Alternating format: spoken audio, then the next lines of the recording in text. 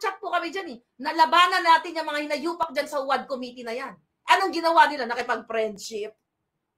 Mga ulul? Binigyan na kayo ng nagbayad na si Cathy para sa, what's that? Retainers fee sa lawyer. Eh di ba umatras kayong mga duwag? Bakit kayo umatras? Kung matatapang kayo.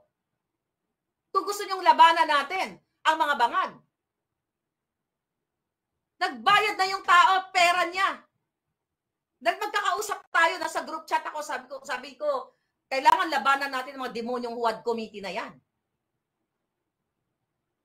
Tapos, binigyan na kayo ng, nagbayad na ng retainers fee, ng lawyer's fee? Umatras kayo?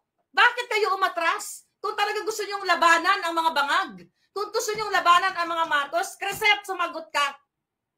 Trixie, sumagot kayong dalawa. Huwag nyong i-deny na kinausap nyo si Harry Roque.